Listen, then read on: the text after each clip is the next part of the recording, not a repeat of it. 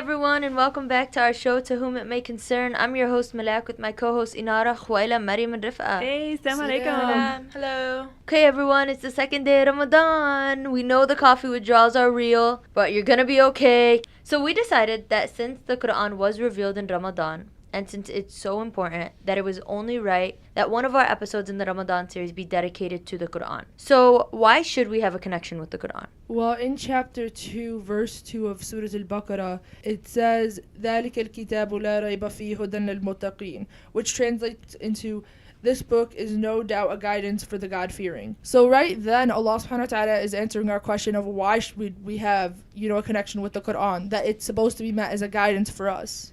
Yeah, the way I like to look at it is like putting on a pair of glasses. So without the glasses, you won't be able to see clearly or understand what it means, like what life means or the purpose of life. But as soon as you put on the glasses, life makes sense. It has meaning, it has purpose. It guides you, it instills that fear and hope within you. So it kind of moves you to action. Yeah, that's a really interesting way to look at it, Inara. I know that I went to Universal for a long time. And for me, for the most part, when we were memorizing the Quran and we were taking translation and transliteration, the way I like to look at the Quran was like a series of stories. Because personally, for me, when I learn about something or when I hear somebody talking, it really hits home to me when it's a story form or when it's a personal experience. So I really grasp things out of the Quran when I hear them told in story form or about lives of the Prophet. And that's also why, personally, one of my favorite surahs is Surah Maryam, because it's like a collection of stories about struggles that people went through and turning to Allah subhanahu wa ta'ala and how they did it and the outcome. Isn't that beautiful within itself? I don't know if I just realized this, but subhanAllah, the Quran, instead of being like, oh, this is a guidance, here is your set of rules like a rule book, Allah subhanahu wa ta'ala knows us as humans and gives it to us as stories, and of stories of people in the past. Well, it's a multiple. So there's stories. So I think what's cool about the Quran is like, yes, it's stories, and so it connects to with people who like that. But there's also other parts where there are laws, there are certain rulings that Allah subhanahu wa ta'ala mentions. So there's like a balance of both.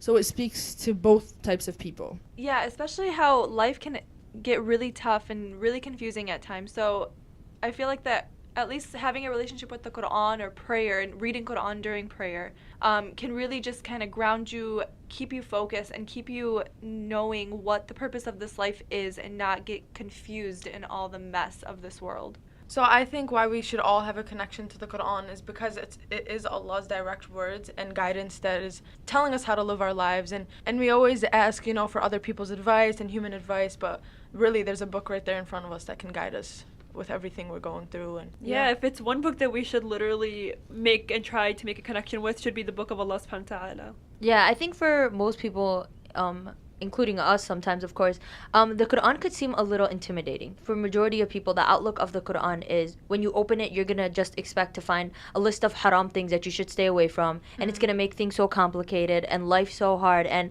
I think we need to change the way we look about the Quran. So like Rif'a said, we turn to it to get advice. Like, this is Allah subhanahu wa ta'ala giving us a handbook on how to succeed in this life and in the lifetime after. And we need to recognize that outlook and go to the Quran expecting it to be an aid rather than something that's going to create another obstacle in this lifetime. So these are all beautiful reasons why we should have a connection with the Quran. What is each of our connections with the Quran? Me personally, like Malak said, we went to Universal School, private Islamic school, and we would read Quran and memorize it, daily. And weekly we had, tests and exams, and we were all being tested regularly. But unfortunately, after that happened and after it became something that was not mandatory, I totally fell off. And I honestly regret that. And, you don't realize what you have until it's gone. And so that's one thing that I miss from Universal. It made me on track with my Quran and made me memorize more. And yeah, so right now it's not that, well, it could be better, but yeah, inshallah, this Ramadan is one of my goals. For me, my connection with the Quran is slow and steady wins the race. Because I heard this one time, and it was like, does the recitation go deeper than our throats? So what I try to do with the Quran is really take the tafsir of it and learn it and try and embody it in my life, and that makes it super difficult. So memorization is super slow, but I do try and pick it up and read it at least once a week. Friday, Surah Kahf came strong. For me, with the Quran, I do try to read on a daily basis. if I don't get to it daily, I try to at least have listened to a surah that day. So let's say I'm like, oh, my schedule was kind of crazy busy and I didn't get a chance to read. I will at least listen to Quran. And I feel like the time that I'm always strongly connected with the Quran is usually sometimes when you're going through a difficulty or you just need to like relax. And sometimes Allah subhanahu wa ta'ala's words like are a sense of healing for me. So that's something that I always, very soothing, very relaxing, and it puts life back into perspective, like what it really means, what is life. So I try my best to read on a daily. My relationship with the Quran is, I guess, kind of on and off. When I'm like in this spiritual high, I feel like I'm reading a lot more, especially at night. I'll be trying to memorize more. And then when it's like I get busy with this world, I find myself like more distant with it. I'm not reading as often. I'm not thinking about it as often. So I feel like the way I gauge on how my spirituality is my relationship with the Quran. Oh, that's really relatable.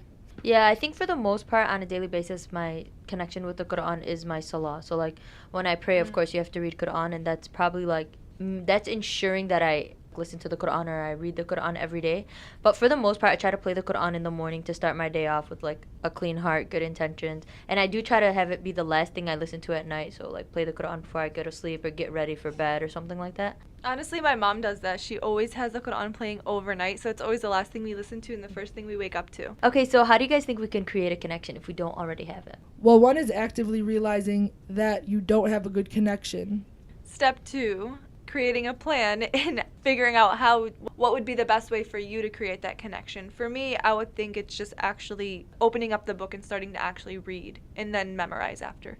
Right, and I would say step 3 would be like be realistic with it. I feel like a lot of times we're intimidated by it because we think we should read the whole Quran or we should sit down and read for 30 minutes. Do whatever you could in your day. So like if you could give a 5 minutes, do 5 minutes. If you can only do a few ayahs, do a few ayahs. It doesn't have to be something that you sit down and do for hours.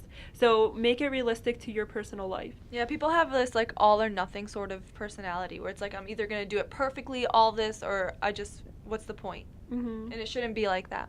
Okay, I think something else that we fail to recognize when it comes to like or make a relationship with the Quran is that you don't necessarily have to go to the Quran in Arabic. You know, I love reading the Quran in Arabic directly because I think it makes it so much more beautiful. But for somebody like me, I think something that'll help me strengthen my relationship with the Quran is to go to the translation. Like to understand what the Quran is saying, to read it in English, to kind of like recognize why you're reading an ayah, and then if you want, then go to actual Quran and read it in Arabic and understand it in Arabic. Going off that, some people get super intimidated and they think if they're not strong in Arabic that somehow disconnects them with the Quran and they're scared to read it or read it wrong. There's actually a hadith that says the one who recites the Quran and learns it by heart will be the nobly righteous scribes. And the one who exerts himself to learn the Quran by heart and recites it with great difficulty will have double the reward. So Allah subhanahu wa ta'ala is acknowledging that reading the Quran is difficult for you and is giving you double the reward because you're making more of an effort to try and, accomplish a connection with the Quran. It is important definitely to have an understanding, so reading the Quran in whatever language you understand. But I also think there should be a connection with the Arabic words itself, because that there's a reason why we kept the Arabic, so that the words aren't easily changed or interpreted in different ways. You know what I mean? Yeah. I definitely agree. I mean, Allah subhanahu wa ta'ala says that He sent down the Quran in Arabic, and because like there's a purpose in doing that, it has a deeper meaning. So like, don't be discouraged. Like Maryam said, your reward will be double. So if your Arabic is like a lot of people will no longer read because like, oh, I don't know, or it takes me forever. It's okay. Allah subhanahu wa ta'ala is saying, I will reward you for that. So it's about that effort. Make sure you put in the effort. And sometimes in like the community or like when you're reading, if someone's not that strong in Arabic, like some people will make fun of their Arabic and when they're reading Quran, and I find that so offensive and Immature. so rude. Yes, but even though your Arabic is not that strong, you should still be going at it confidently. So yeah, and I have another question. Do you guys think we place more of an emphasis on memorizing the Quran? Like how we were talking about it, it can be intimidating for some people. And some people, when they think of the Quran, they might think they just have to memorize it or they might leave it. I don't think in general people have that emphasis on just memorizing. I don't know. I usually when I come across people, it's mostly just reading it, not necessarily emphasize on memorizing it. No, I think we do put an emphasis on memorization in the community. Like a lot of people send their kids to the programs to go ahead and memorize, which I think is super important. I don't think there's necessarily like you should memorize, then you should understand, or you should understand, then you should memorize. I think whatever you're capable of doing at that time, you should do. Because there'll come a time where maybe it's easier for you to understand, but memorizing is really difficult, or vice versa. So take advantage of the time. So like you know, when they put the really young kids in those programs to memorize, I think that's good, and you should encourage your child to memorize as much. Just remember that I don't know how big a role the Quran could play if you're just memorizing it. Yeah, a lot of people put an emphasis on memorizing, but if you don't understand what the ayat really mean, then it's not going to have the effect that you necessarily want it to have in your life. Right, so there needs to be a balance. You need both. You need memorization and understanding. Actually, I was at this lecture once, and the speaker was saying, like, she was talking about her journey of memorizing the Quran, and she was actually, like, answered that question in a way, like, if you are to say, like, you have to understand every word that you're memorizing, it's going to take you years and years, because every word has so much meaning and so much depth to it that it takes a long time. And so, I don't know, I agree, but it's difficult. It's, like, difficult. It's a gray area. So at least just have some sort of general understanding, but if you try to get into the depths of what everything means, you'll never be able to finish. Is that what you're saying? Yeah. But what I was trying to say earlier is that you have like two types of people. One that send their kids to school and those are the hafidhin, and then everyone else who just is like, okay, I'll just read. You know what I mean? That's what I was trying to say. So if you're not on the memorizing path, then you don't really have that emphasis in trying to memorize the Quran, like with the general public. Yeah, I agree. You're saying that people either go and make it their life goal to memorize it, or people just like will read it in their salah and never touch it again. Yeah, exactly. Yeah, definitely. I think I think we can clearly see that in the community. That we can clearly see that within ourselves. Yeah, exactly. One time I was in this memorization Quran class, and honestly, I remember like we were all going around like reciting, and we're first reading and stuff. But like here we are sitting in class, and I'm like reading, and I like understood what the ayat were saying, and I'm like, does anybody else? And I'm looking around the room. I'm like, does anybody else feel like the depth of these words? Like they were like so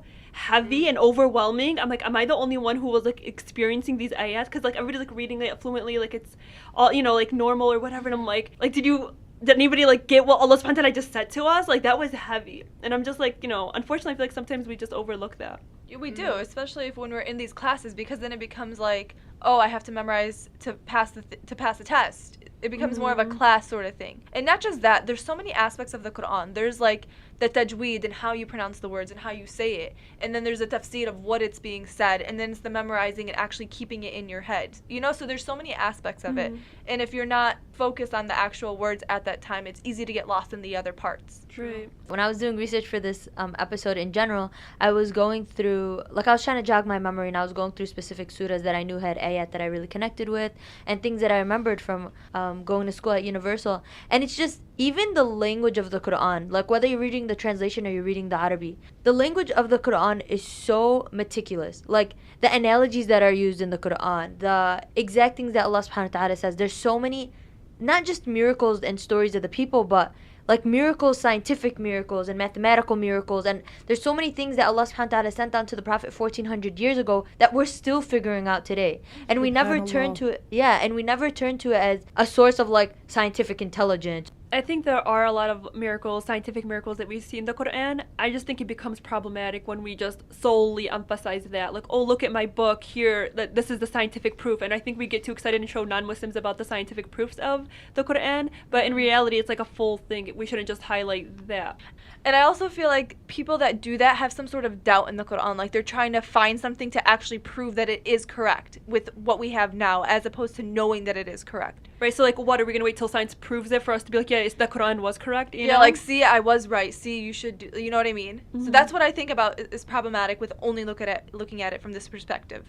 I think another way the Quran helps everyone is that it's a means of like any sort of issue that you may be going through, there's literally a story for it. So like emotionally, the Quran is there. So let's say you're having a problem with your son, like you're a father and you're struggling with your son and he's not accepting Islam. You have Prophet Nuh alayhi salam who has gone through that struggle.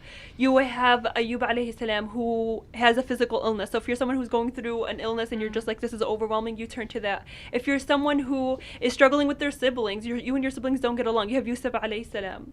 So there's just so many stories. Or if you're someone who is struggling to have a child, there's so many people that struggle to have a baby. And then if you listen to the Quran, you see Prophet Zakaria, 90 years old, still begging Allah subhanahu wa ta'ala to have a child. So one of the things that I love about the Quran is that literally any experience you may be going through, it is highlighted with these prophets. So it makes them human, and it makes Allah subhanahu wa ta'ala show us the struggles that we experience have been encountered before, and this is how we should go through them. We're not alone. Another thing that I think is really powerful about the Quran, I feel like the stories in the Quran is Allah subhanahu wa ta'ala showing people that I have your back.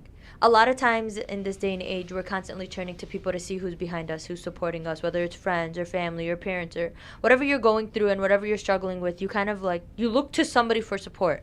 And in the Quran, like you said, all those stories that you mentioned, Allah subhanahu wa ta'ala tells people like, I got your back. Like when it came to Prophet Zakaria and he begged for a child, to have a child, and Allah subhanahu wa ta'ala said, just do this. And even when he questioned him, like, they had not doubts, but like they questioned things themselves. Like Prophet Zakaria is like, my wife is barren, you know, she's older in age, I'm old in age, it's not possible for us to have kids. And Allah subhanahu wa ta'ala told him like, just have faith, just do this, and I promise you'll have an outcome, you know? Like, believe in me, like I make the impossible possible. Like Exactly. you're talking to the Allah subhanahu, the creator who had made everything. So And don't even, doubt. and even when it came to Sitna Aisha with the Prophet sallallahu alaihi wasallam, and when she was accused of adultery and the other things that she was accused of, and she held faith in herself, and she said, I didn't do it, and she stood by what she did. And even when the Prophet was like unsure of what to believe because he hadn't had revelation yet, and then Allah subhanahu wa ta'ala sent revelation, like, no, like, you know, like To he have her protected back. her, exactly, and he had her back. One of the things that I love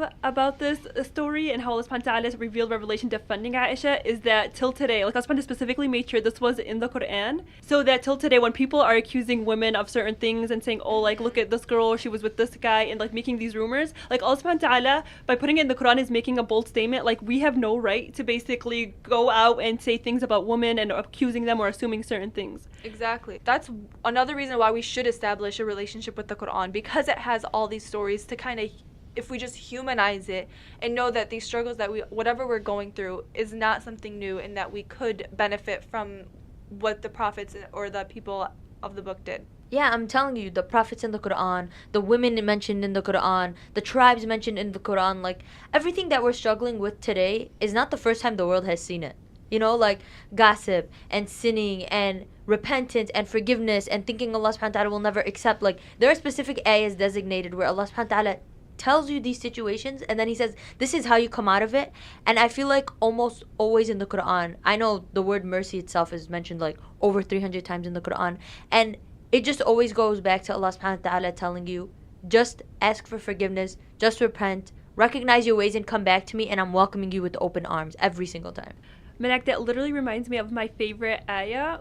So one of my favorite ayahs is in Surah Al-Zumar, ayah number 53, where Allah says, قُلْ يَا عِبَادِي الَّذِينَ أَسْرَفُوا عَلَى أَنفُسِهِمْ لَا تَقْنَطُوا مِنْ رَحْمَةِ اللَّهِ إِنَّ اللَّهَ يَغْفِرُ الذُّنُوبَ جَمِيعًا إِنَّهُ هُوَ الْغَفُورُ الرَّحِيمُ, which is basically Allah telling us, oh, my servants who have transgressed against themselves, do not despair of the mercy of Allah subhanahu wa ta'ala. Indeed, Allah forgives all sin. Indeed, He is the one who is the most forgiving, the merciful.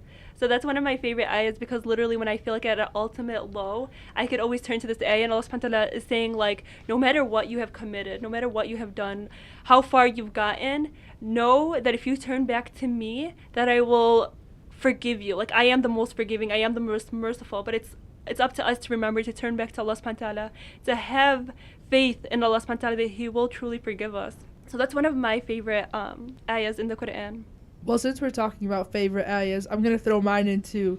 Mine is from Surah Al-Kahf, and it's verse 67 and 68. It's قَالَ إِنَّكَ لَن تَسْتَطِيعَ مَعِيَ صَبْرًا وَكَيْفَ تُصْبِرُ عَلَى مَا تُحِطْ بِهِ خُبْرًا.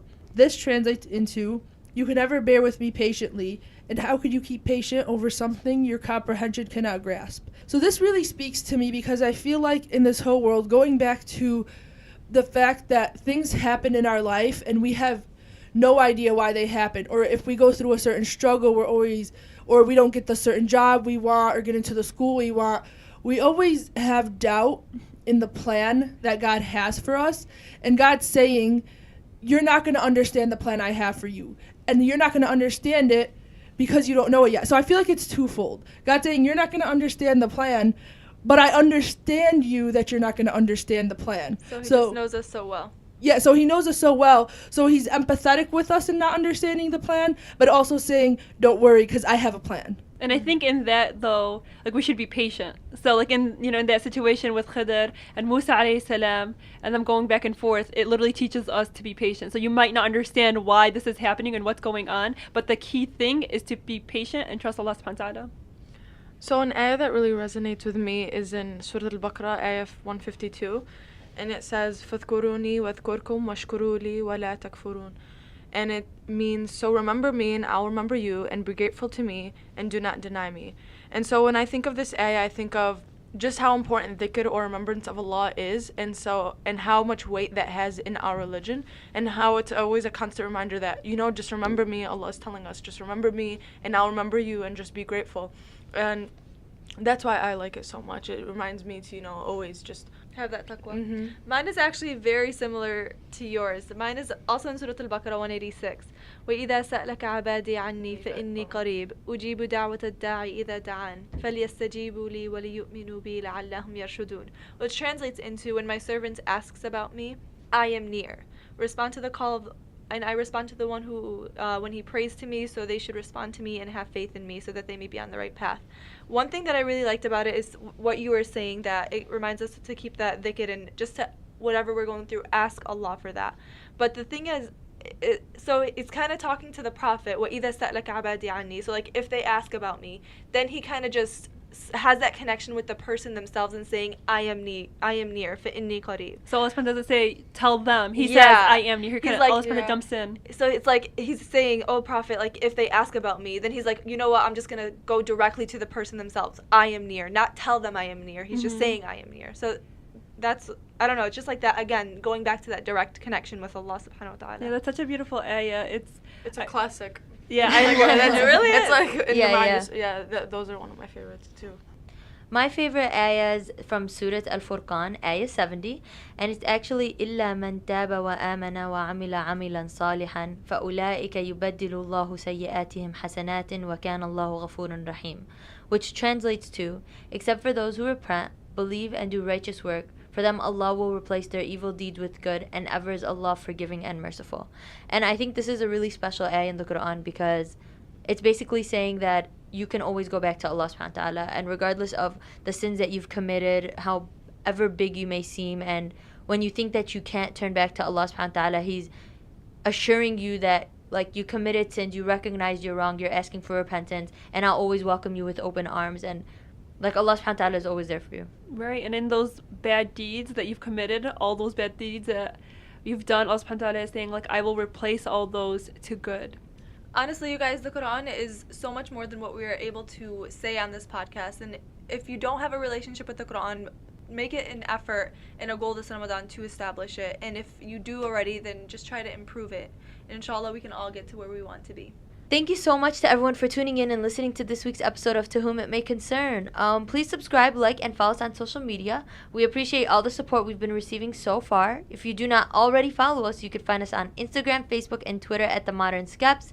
And please tune in every week on Tuesday mornings to continue to listen to our episodes. If you have any ideas you'd like us to discuss, please email us at modernskeptics@gmail.com.